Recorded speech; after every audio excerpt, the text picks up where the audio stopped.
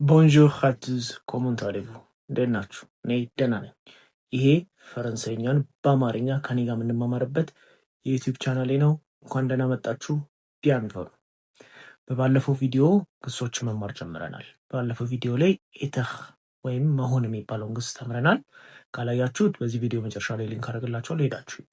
ዛሬ ደግሞ እንደ ኤትር በጣም ጠቃሚ የሆነ አንድ ሌላ ቨርብ አለ። አቮር ይባላል። አቮር ማለት ማግኘት ወይም አለኝን ማለት የምንገልጽበት መንገድ ነው። እዚህ ይሄን ግስ ለምሳሌ እኔ አለኝ ማለት ብፈልግ ዤ እለዋለሁ ማለት ነው።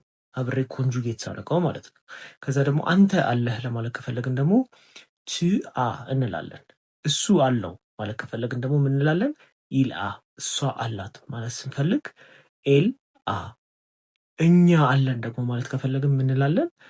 ኑዝ አቮ እንላለን። ከዛ ደግሞ እናንተ አላችሁ ወይም ደግሞ እርሱ አሎት ማለት ከፈለግን ደግሞ የአክብሮት ቃል ተጠቅመን ምን እንላለን? ቮዛቬ እንላለን። ከዛ ደግሞ እነሱ አላቸው ማለት ከፈለግን ደግሞ ምን እንላለን? ኢልዞ ወይም ደግሞ ኤል ዞ እንላለን። ይህንን ደግሞ በምሳሌ ስንጠቀመው እንዴት ይሆናል ማለት ነው? ለምሳሌ እኔ እድሜን መግለጽ ብፈልግ በአቮር ግስ ተጠቅሜ ነው መግለጽ ያለብን።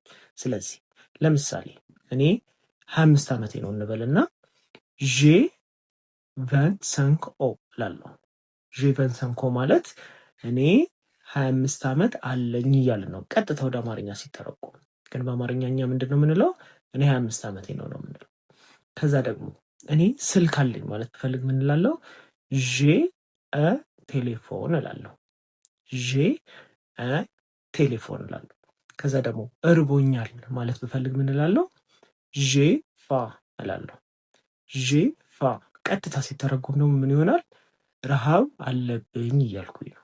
ስለዚህ አቮርን እናንተ ደግሞ በሌላ ቨርብ ተለማመዱት። በዚህ ቪዲዮ ይበቃናል።